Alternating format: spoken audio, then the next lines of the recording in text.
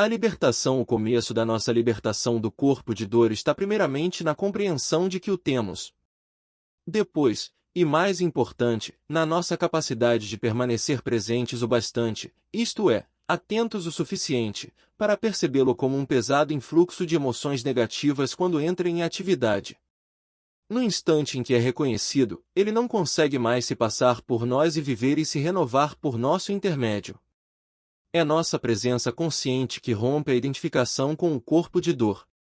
Quando não nos identificamos mais com ele, o corpo de dor torna-se incapaz de controlar nossos pensamentos, e assim, não consegue se renovar, pois deixa de se alimentar deles. Na maioria dos casos, ele não se dissipa imediatamente. No entanto, assim que desfazemos sua ligação com nosso pensamento, ele começa a perder energia. O pensamento para de ser embotado pela emoção, enquanto nossas percepções do momento não são mais distorcidas pelo passado.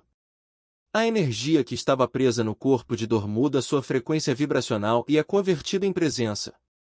Dessa maneira, o corpo de dor se torna combustível para a consciência. E por isso que muitas das pessoas mais sábias e iluminadas do planeta, entre homens e mulheres, já tiveram um corpo de dor bastante pesado. Independentemente do que dizemos ou fazemos e da face que mostramos ao mundo, nosso estado mental e emocional não pode ser dissimulado.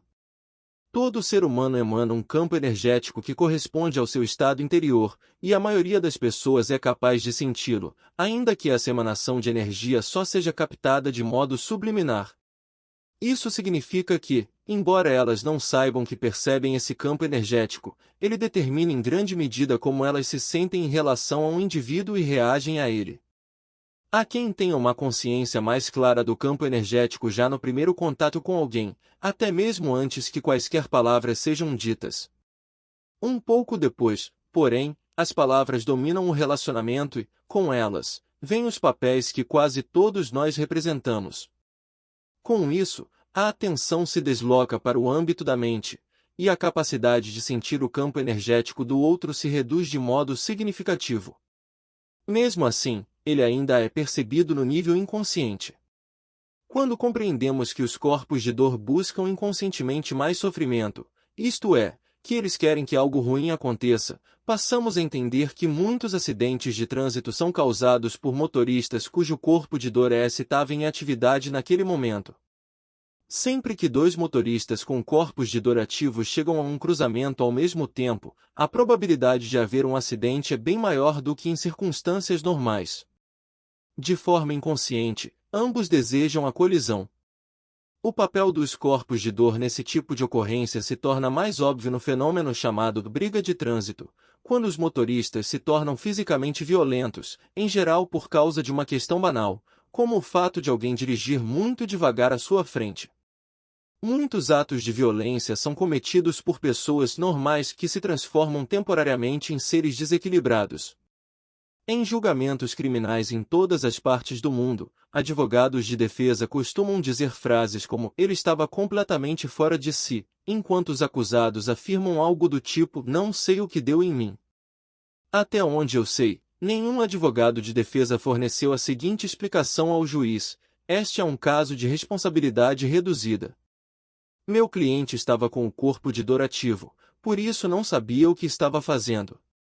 Na verdade, não foi ele que fez aquilo, e sim seu corpo de dor." Talvez não esteja longe o dia em que coisas assim comecem a ser ouvidas nos tribunais. Será que isso significa que as pessoas não são responsáveis por seus atos quando estão possuídas pelo corpo de dor? Minha resposta é: como podem ser? Como é possível alguém responder por suas atitudes se está inconsciente, se não sabe o que está fazendo? No entanto, no quadro mais amplo das coisas, os seres humanos devem evoluir como seres conscientes, e os que não seguem esse caminho sofrem as consequências da sua inconsciência. Eles não estão alinhados com o impulso evolucionário do universo. E até mesmo essa afirmação só é verdadeira em parte. De uma perspectiva superior, é impossível não o estar alinhado com a evolução do universo. Até mesmo a inconsciência humana e a dor que ela produz fazem parte desse progresso. Quando não conseguimos mais suportar o ciclo interminável de sofrimento, começamos a despertar. Portanto, o corpo de dor também ocupa um lugar necessário no quadro mais amplo. À presença uma mulher na faixa dos 30 anos de idade veio se consultar comigo. Enquanto ela me cumprimentava, senti o sofrimento por trás do seu sorriso educado e superficial. Ela começou contando a história da sua vida e, um segundo depois, seu sorriso se tornou uma expressão de dor. Em seguida, começou a soluçar de maneira incontrolável. Disse que se sentia solitária e insatisfeita. Acalentava muita raiva e tristeza. Quando criança, fora vítima de maus tratos infligidos por um pai violento, logo constatei que sua infelicidade não era causada pelas circunstâncias da sua vida atual, e sim por um corpo de dor muito pesado que se tornará o filtro através do qual ela analisava sua situação de vida. Essa mulher ainda não era capaz de detectar a ligação entre a dor emocional e seus pensamentos e estava identificada com ambos. Ela não conseguia ver que continuava aumentando o corpo de dor com seus pensamentos. Em outras palavras, vivia com o fardo de um eu profundamente infeliz. De algum modo, contudo, deve ter compreendido que a origem daquilo estava no seu próprio interior, que ela era uma carga para si mesma. E estava pronta para despertar, por esse motivo decidirá ir àquela consulta. Direcionei o foco da sua atenção para o que estava se passando dentro do seu próprio corpo e lhe pedi que sentisse a emoção diretamente, que não usasse o filtro dos seus pensamentos infelizes, da sua história triste. Ela disse que esperava que eu lhe mostrasse o caminho para sair da infelicidade, e não para entrar nela. Porém, mesmo relutante, atendeu minha solicitação. As lágrimas rolavam por sua face, todo o seu corpo tremia. Neste momento, o que você sente é isto, eu disse. E não há nada que você possa fazer nesse sentido. Mas, em vez de querer que este momento seja diferente do que ele é, o que lhe causa ainda mais sofrimento, consegue admitir completamente que isto é o que você está sentindo neste exato instante? Ela ficou calada por alguns segundos e depois respondeu com raiva, não quero aceitar isso. Quem está falando? Perguntei. Você ou sua infelicidade? Consegue ver que sua infelicidade com o fato de ser uma pessoa triste é apenas outra camada de infelicidade? Mais uma vez ela se manteve calada. Não estou lhe dizendo para fazer alguma coisa. Tudo o que estou pedindo é que descubra se tem condições de permitir que esses sentimentos permaneçam com você. Em outras palavras, e elas podem parecer estranhas, se você não se importar em ser infeliz, o que acontecerá com a infelicidade? Não quer descobrir? Por um instante ela pareceu confusa e ficou sentada ali em silêncio por um minuto mais ou menos. De repente, notei uma mudança significativa no seu campo energético. Depois respondeu, isto é esquisito. Ainda estou infeliz, mas agora existe um espaço em volta da minha infelicidade. Eu parece ter menos importância. Essa foi a primeira vez que ouvi alguém descrever a situação desta maneira. Existe um espaço ao redor da minha infelicidade. Esse espaço, é claro, é criado quando a aceitação interior de qualquer coisa que estejamos sentindo no momento. Não falei muito depois disso para permitir que ela vivenciasse a experiência. Mais tarde, essa mulher compreendeu o que havia acontecido. No momento em que ela interrompeu a identificação com o sentimento, isto é, com a antiga emoção dolorosa que acalentava, no instante em que lhe dirigiu sua atenção sem tentar resistir, essa emoção deixou de ter a capacidade de controlar seu pensamento e, assim, de se misturar a uma história construída mentalmente chamada Como Sou Infeliz. Outra dimensão havia se manifestado na sua vida e transcendia seu passado, a dimensão da presença. Como ninguém pode ser infeliz sem uma história triste, aquilo representava o término daquele sofrimento. E também o começo do fim do seu corpo de dor. A emoção em si não é infelicidade. Apenas a emoção associada a uma história triste é infelicidade. Depois de encerrada a sessão, foi gratificante saber que eu tinha acabado de testemunhar o surgimento da presença em alguém. A própria razão da nossa existência na forma humana é trazer essa dimensão de consciência para o mundo. Eu também assisti a uma diminuição do corpo de dor, e não lutando contra ele, mas levando-o à luz da consciência. Minutos depois que essa mulher saiu, recebi a visita de uma amiga. Assim que ela entrou na sala, perguntou: "O que aconteceu aqui? A energia parece pesada, sombria. Estou até me sentindo um pouco mal. Você precisa abrir as janelas, acender um incenso." Expliquei que eu tinha acabado de testemunhar uma importante liberação de energia numa pessoa que tinha o corpo de dor muito denso.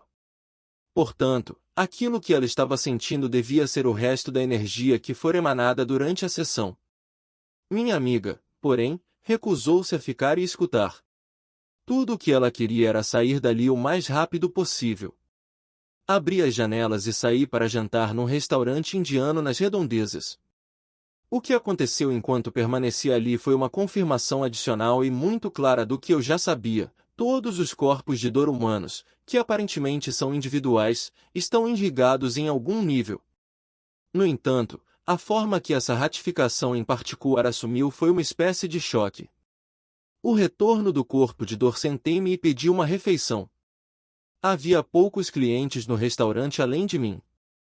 Próximo à minha mesa, um homem de meia idade numa cadeira de rodas acabava de jantar. Ele me dirigiu o olhar uma vez, foi rápido, mas intenso. Alguns minutos se passaram. De repente, ele ficou inquieto, agitado, seu corpo começou a se contrair. O garçom aproximou-se para retirar o prato. O homem começou a discutir com ele. A comida não estava boa. Estava horrível. "Então por que o senhor comeu?" perguntou o garçom. Bastou essa frase para deixá-lo furioso. Ele começou a gritar, tornou-se ofensivo. Palavrões saíam da sua boca. Um rancor intenso, violento, encheu o ambiente. Era possível sentir aquela energia entrando no corpo das pessoas à procura de algo a que pudesse se fixar. Agora o homem esbravejava também com os outros clientes. No entanto, por uma estranha razão, me ignorava completamente enquanto eu permanecia sentado no intenso estado de presença. Desconfiei de que o corpo de dor humano universal havia retornado para me dizer: "Você pensou que tinha me derrotado. Veja, ainda estou aqui." Também considerei a possibilidade de que o campo energético liberado durante a sessão com aquela mulher me seguirá até o restaurante e se prender à única pessoa ali que a apresentava uma frequência vibracional compatível com a sua, isto é, um corpo de dor pesado. O gerente abriu a porta do restaurante. "Por favor, retire-se, retire-se." O homem saiu zunindo na sua cadeira de rodas elétrica, deixando todos perplexos. Um minuto depois ele voltou. Seu corpo de dor ainda estava ativo. Precisava de mais.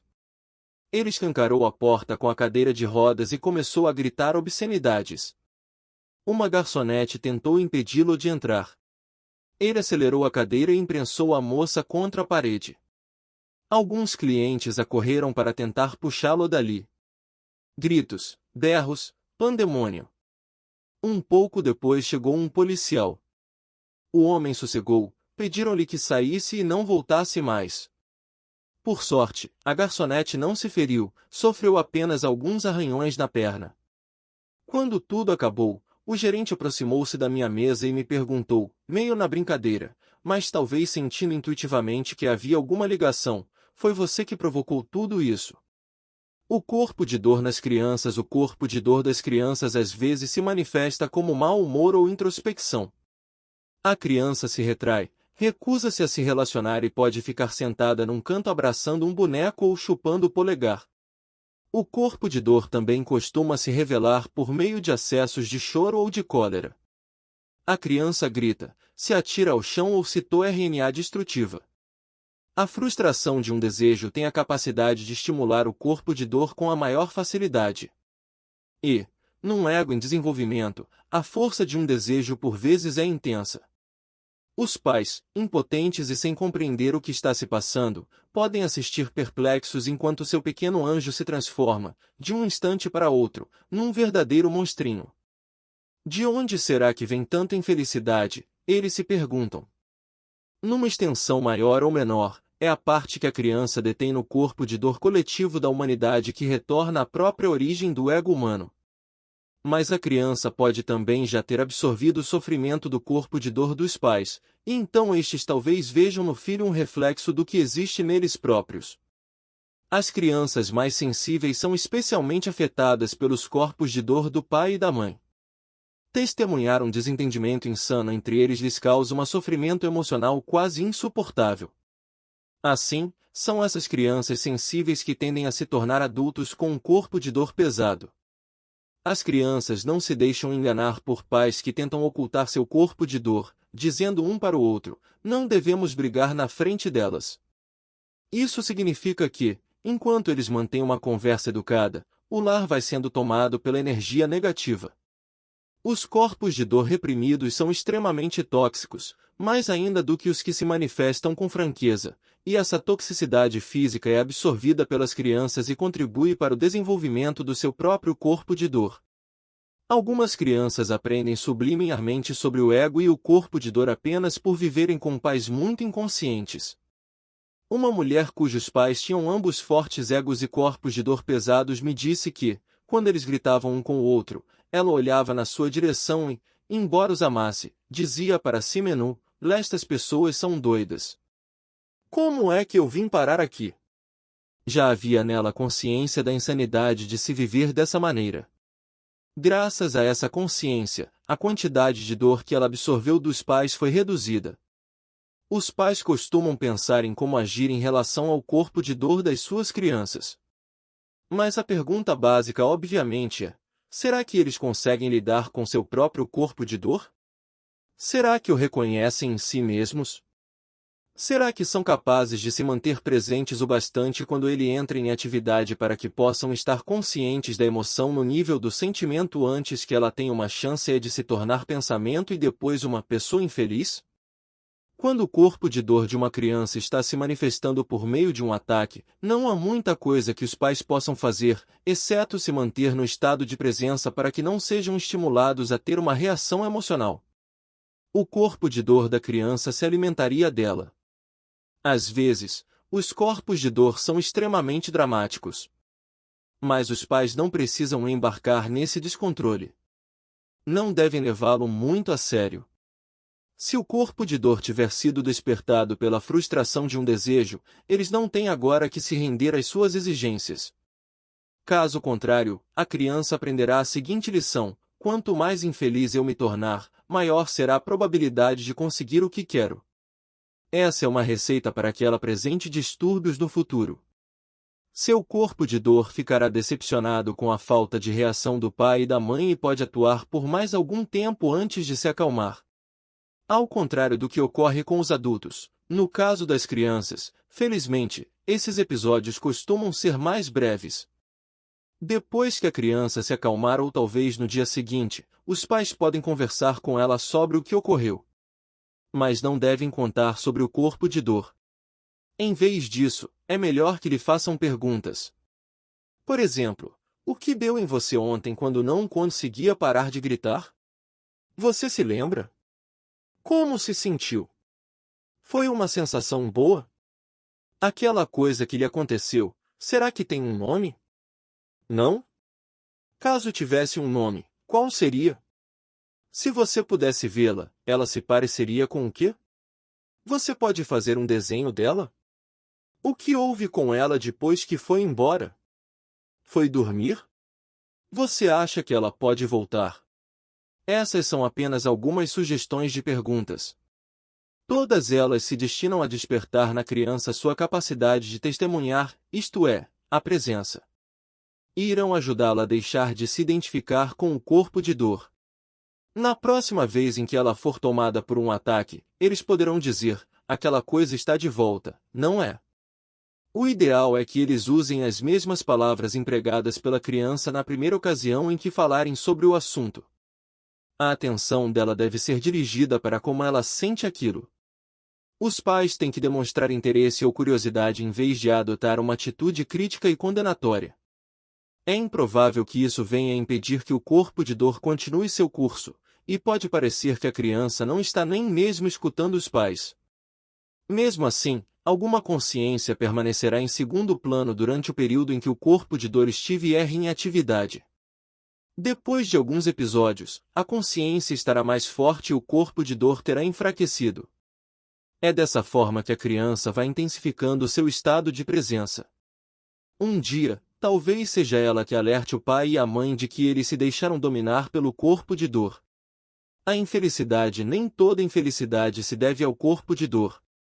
Parte dela é infelicidade nova, criada toda vez que não estamos alinhados com o momento presente, quando negamos o agora de uma maneira ou de outra. Se reconhecemos que o momento presente é sempre o que importa e, portanto, é inevitável, podemos lhe dizer um sim interior descomprometido. Com isso, não só deixaremos de criar mais infelicidade como, graças ao desaparecimento da resistência interior, seremos fortalecidos pela própria vida. A infelicidade do corpo de dor sempre assume uma proporção desmedida em relação à sua causa aparente. Em outras palavras, é uma reação exagerada. É assim que ela é reconhecida, embora não normalmente pela vítima, a pessoa possuída. Alguém com um corpo de dor pesado tem grande facilidade em encontrar motivos para ficar aborrecido, irado, magoado, triste ou temeroso. Coisas quase insignificantes que outra pessoa teria deixado de lado com um sorriso ou que talvez NAM chegasse a notar tornam-se a razão aparente de uma intensa infelicidade. Elas não são, é claro, a verdadeira causa dessa tristeza, apenas agem como um estímulo, pois trazem de volta à vida emoções antigas acumuladas. Depois, essas emoções vão para a cabeça, aumentando e energizando as estruturas mentais egóicas. O corpo de dor e o ego são parentes próximos. Eles precisam um do outro. O fato ou a circunstância que desencadeia a infelicidade são interpretados e suscitam uma reação que passa pelo filtro de um ego fortemente emocional. Isso significa que sua importância é distorcida ao extremo. A pessoa observa o presente através dos olhos do passado emocional que existe dentro dela. Em outras palavras, o que ela vê e sente não está no acontecimento nem na situação, e sim no que existe em seu próprio interior. Em alguns casos, até pode estar no acontecimento ou na situação, porém ela o exacerba por meio da sua reação. E essa atitude reativa, essa amplificação, é o que o corpo de dor quer, é disso que ele se alimenta. Para alguém possuído por um corpo de dor pesado, é sempre impossível afastar-se da sua interpretação distorcida, da história emocional. Quanto mais emoções negativas estiverem envolvidas nela, mais pesada e impenetrável ela será. E, assim, não é reconhecida como uma fantasia, mas vista como a realidade. Quando uma pessoa se encontra completamente dominada pela agitação dos pensamentos e pelas emoções que os acompanham, distanciar-se disso é algo improvável porque ela nem sequer sabe que existe uma saída. E, dessa maneira, continua cativa dentro do seu próprio filme ou sonho, prisioneira do seu próprio inferno. Para ela, a realidade é isso, não existe outra possível. E, no seu modo de ver, sua reação também é a única possível. Rompendo a identificação com o corpo de dor, quem possui um corpo de dor forte e ativo emana uma energia específica que as outras pessoas sentem como algo extremamente desagradável. Quando elas encontram alguém que tem um corpo de dor desse tipo, sua reação imediata é se afastar ou reduzir o contato com ele ao mínimo. Elas se sentem repelidas por esse campo energético. Outras são tomadas por um impulso agressivo e se tornam rudes ou atacam esse indivíduo com palavras, e em alguns casos, até mesmo fisicamente. Isso significa que existe algo dentro delas que está em consonância com o corpo de dor. O que as leva a reagir de modo tão intenso também se encontra em seu interior. É seu próprio corpo de dor. Não surpreende que as pessoas com um corpo de dor pesado e frequentemente ativo costumem se ver em situações de conflito.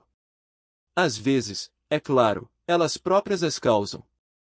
Mas outras vezes de fato não fazem nada. O negativismo que transmitem é suficiente para atrair hostilidade e gerar confrontos. Somente um alto grau de presença nos impede de reagir quando somos provocados por alguém com um corpo de dor tão ativo assim. Quando conseguimos permanecer presentes, algumas vezes esse estado de consciência permite que a outra pessoa deixe de se identificar com seu próprio corpo de dor e, dessa forma, sinta o milagre de um repentino despertar. Embora o despertar possa ter curta duração, o processo terá se iniciado.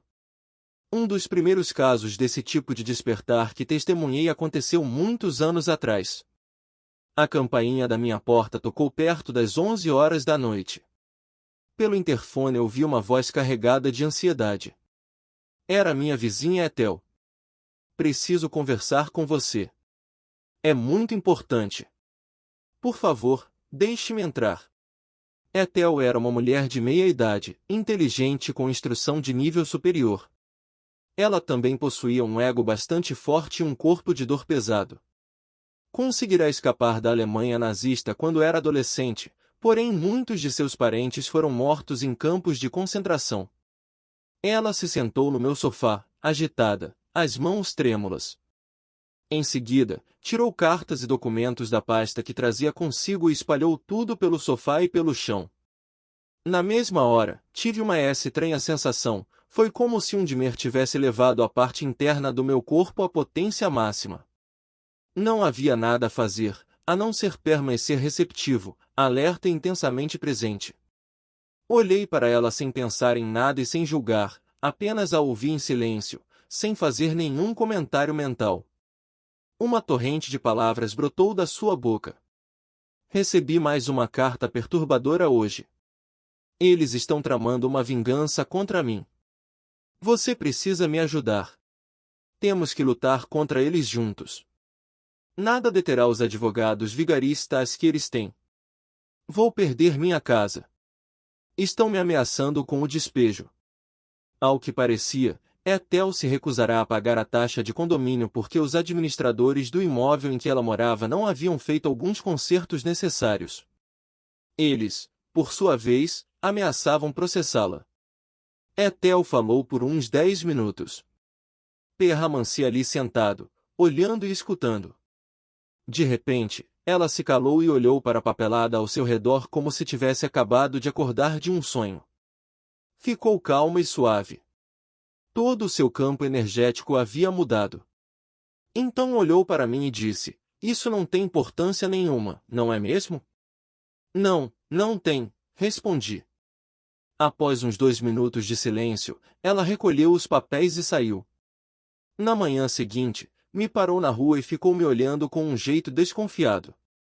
O que você fez comigo? Ontem eu tive minha primeira boa noite de sono em anos. Na verdade, dormi como um bebê. Ela acreditava que eu havia feito alguma coisa, mas eu não tinha feito nada. Talvez Ethel devesse ter perguntado o que eu não havia feito. Não esbocei nenhuma reação, não confirmei a realidade da sua história nem alimentei sua mente com mais pensamentos nem seu corpo de dor com mais emoções. Deixei-a livre para vivenciar seus sentimentos naquele momento, e a força de permitir está em não interferir, em não fazer nada. Estarmos presentes é sempre infinitamente mais importante do que tudo o que possamos dizer ou fazer, embora às vezes o estado de presença suscite palavras ou ações. O que aconteceu com ela não chegou a ser uma mudança permanente, e sim um vislumbre do que é possível, de algo que já estava no seu interior. No Zen, esse lampejo é chamado de Satori. O Satori é um momento de presença, um breve afastamento da voz na nossa cabeça, dos processos do pensamento e do seu reflexo sobre o corpo como emoção. É o despertar da dimensão interior onde antes estava um emaranhado de pensamentos e o turbilhão das emoções.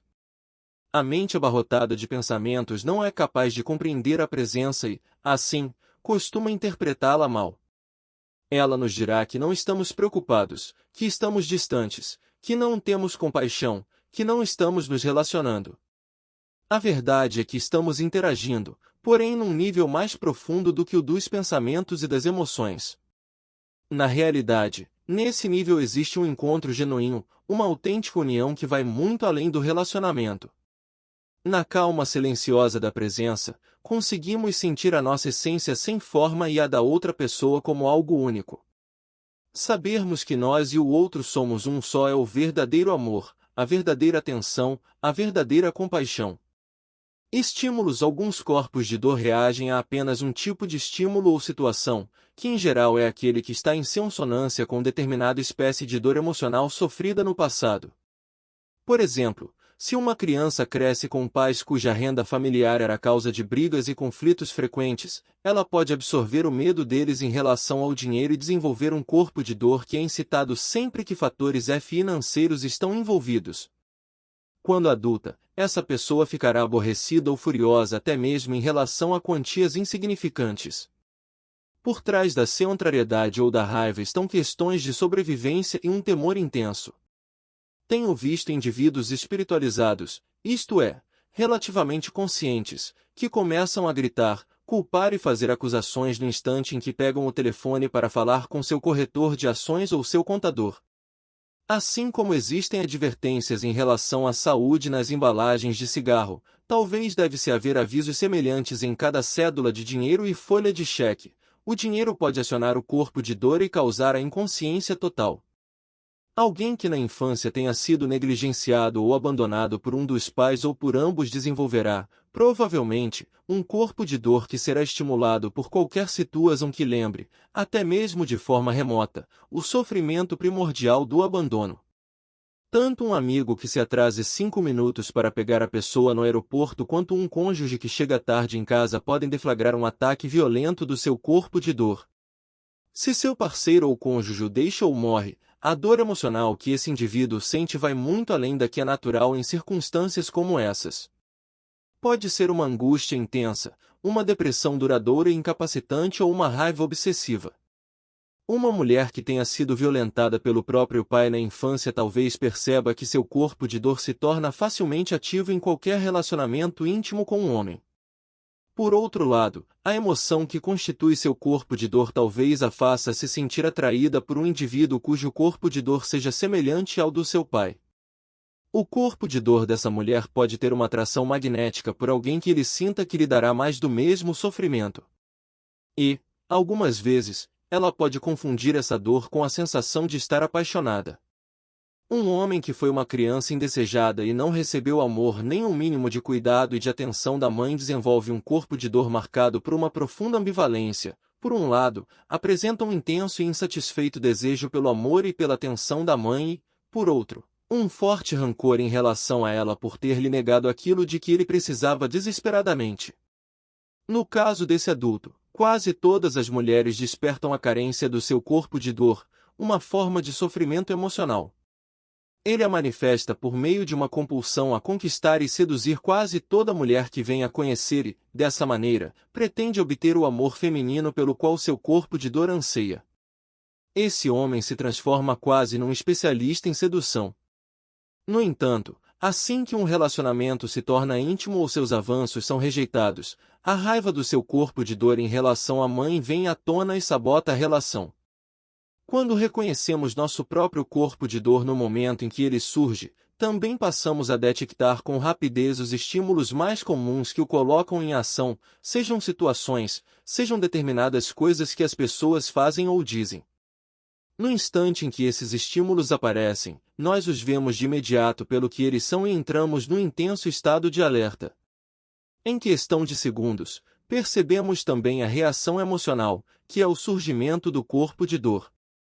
Porém, nesse estado de presença, não nos identificamos com ele, o que significa que o corpo de dor não consegue assumir o controle sobre nós e se tornar a voz na nossa cabeça. Se estamos com nosso parceiro ou nossa parceira nesse momento, podemos lhe dizer: o que você acabou de dizer ou fazer despertou meu corpo de dor. Portanto, estabeleça um acordo com seu companheiro ou companheira. Sempre que disserem ou fizerem algo que desperte o corpo de dor do outro, mencionem isso na hora. Dessa maneira, o corpo de dor não poderá mais se renovar por intermédio do desentendimento entre vocês, e em vez de levá-los à inconsciência, os ajudará a ficar inteiramente presentes. Toda vez que estamos presentes quando o corpo de dor se manifesta, uma parte da energia emocional negativa que o constitui se queima, por assim dizer, e é transmutada em presença. O que resta dele se retira rapidamente e espera por uma oportunidade melhor para aparecer, isto é, quando estivermos menos conscientes. Isso pode acontecer sempre que saímos do estado de presença, talvez depois de tomarmos alguns drinks ou enquanto assistimos a um filme violento. A mais leve emoção negativa, como uma sensação de irritação ou ansiedade, Também pode servir como uma passagem pela qual o corpo de dor consegue retornar. Ele precisa da nossa inconsciência, pois não é capaz de tolerar a luz da presença. O corpo de dor, como um despertador à primeira vista, pode parecer que o corpo de dor é o maior obstáculo para o surgimento de uma nova consciência na humanidade. Ele ocupa nossa mente, controla e distorce nosso pensamento, perturba nossos relacionamentos e se parece com uma nuvem carregada que toma todo o nosso campo energético. Tende a nos deixar inconscientes, espiritualmente falando, isto é, num estado de total identificação com a mente e a emoção.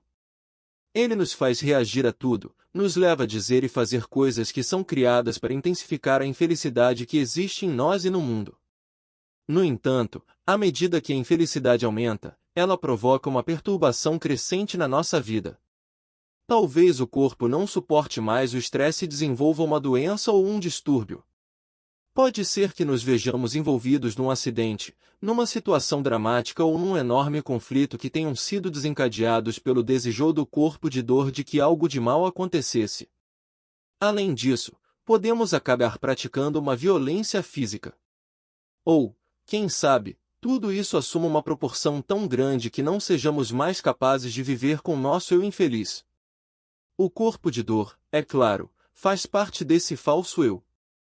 Sempre que somos arrebatados pelo corpo de dor, toda vez que não o reconhecemos, ele se torna parte do nosso ego. Qualquer elemento com o qual nos identificamos se transforma no ego. O corpo de dor é uma das coisas mais poderosas com que o ego pode se identificar, assim como o ego é fundamental para o corpo de dor, que precisa dele para se renovar. Essa aliança perversa, contudo, costuma desmoronar nos casos em que o corpo de dor é tão pesado que as estruturas da mente egóica, em vez de serem fortalecidas por ele, são desintegradas pelo ataque ininterrupto de sua carga energética. Da mesma maneira que um aparelho eletrônico pode ser posto em funcionamento por uma corrente elétrica, mas também destruído por ela se a voltagem for muito elevada. Quem tem um corpo de dor muito forte costuma chegar a um ponto em que sente que sua vida está se tornando insuportável, em que não consegue mais tolerar a dor nem situações difíceis. Já houve quem expressasse isso dizendo com toda a franqueza e simplicidade que estava cheio de ser infeliz. Algumas pessoas podem sentir, como foi meu caso, que não são mais capazes de viver consigo mesmas. A paz interior torna-se então sua principal prioridade. Sua aguda dor emocional as força a romper a identificação com o conteúdo da mente e com as estruturas mentais emocionais que dão origem a seu eu infeliz e o perpetuam.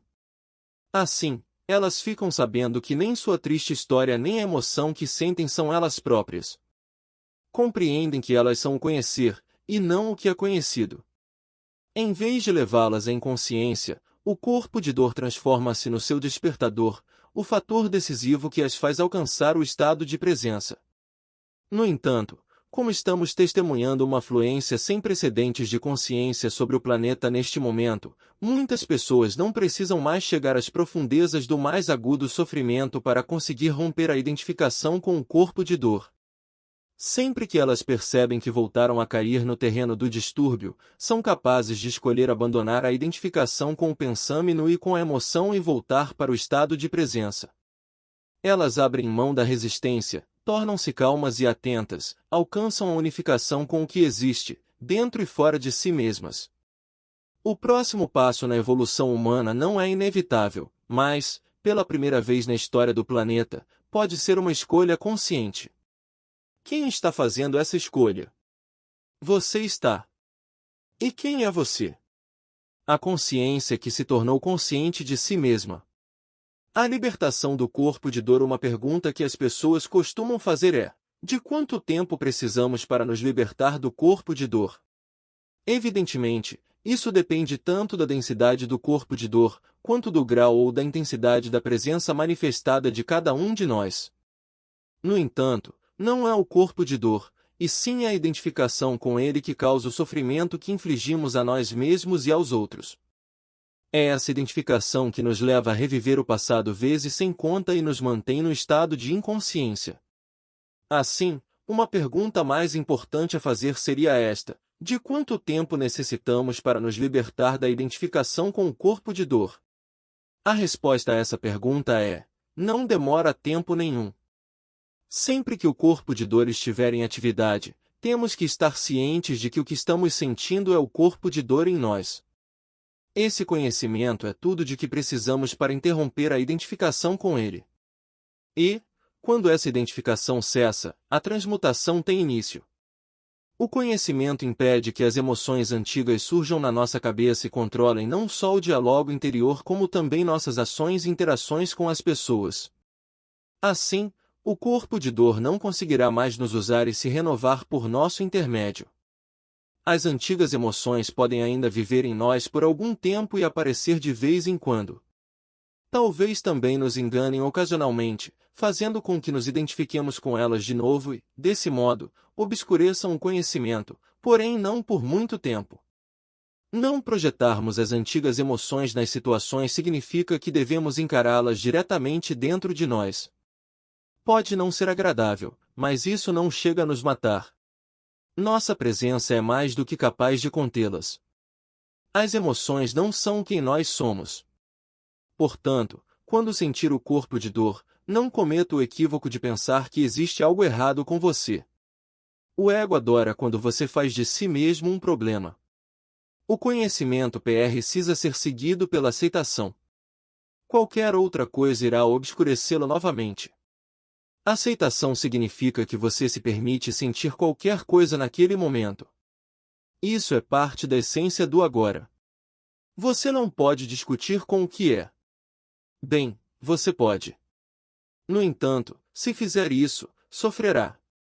Por meio da aceitação, você se torna o que você é, vasto, pleno de espaço. Transforma-se no todo. Não é mais um fragmento, que é como o ego vê a si mesmo. Sua natureza verdadeira emerge, e ela está unificada com a natureza de Deus. Jesus indica isso nesta passagem: portanto, sede um todo, assim como vosso Pai Celeste é um iodo, no Novo Testamento temos, porém, sede perfeitos, o que é um erro de tradução da palavra grega original, que significa todo. Ou seja, não precisamos nos tornar um todo, mas sermos o que já somos, com ou sem o corpo de dor.